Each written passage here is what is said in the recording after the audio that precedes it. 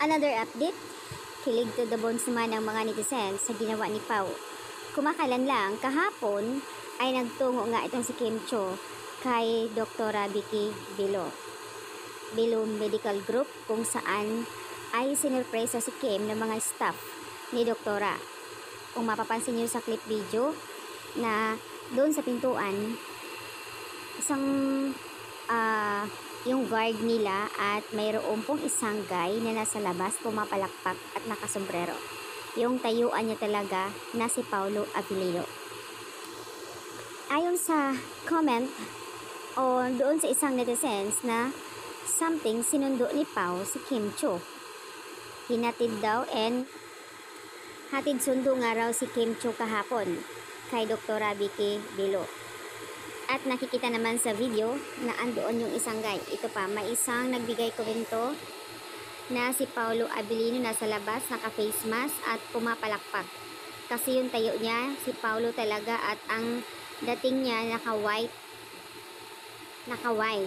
Yung security guard yun tapos umalis. So, nung pumalit na si Pao at andoon nga, pumapalakpak siya.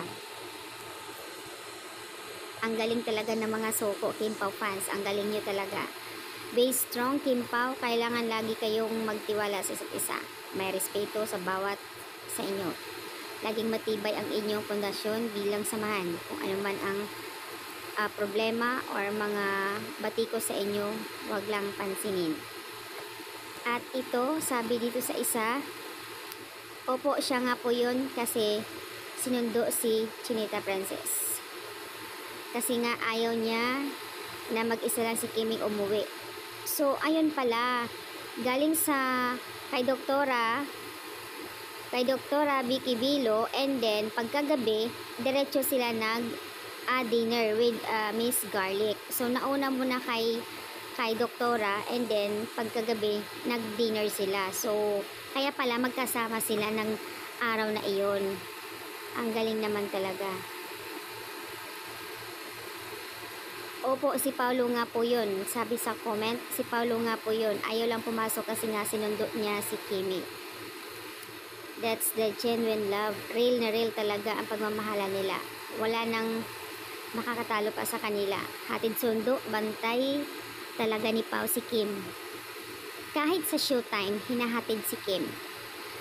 Kung matatandaan po, mismo staff ng WWSK na sila na nagsasabi na hatid sundo si Kim sa bahay. I mean, after ng taping, inaantay si Kim and then ihahatid niya sa bahay. In fairness naman ganito talaga si Pao kung mapagmahal kay Kim.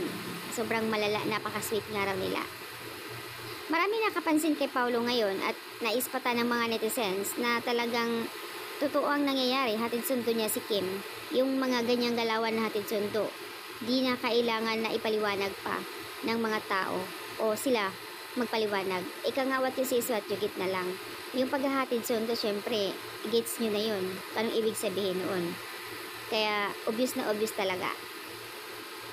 So, ayon sa comment dito, ang masasabi ko lang talaga, napakabait ni Pao.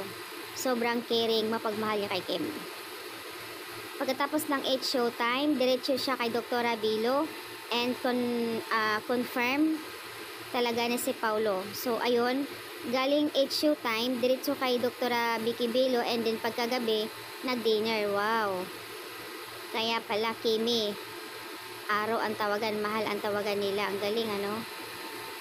So, po talaga, Pao. Iba talaga yung pag si Paulo talaga, ayan, ang dami talaga dito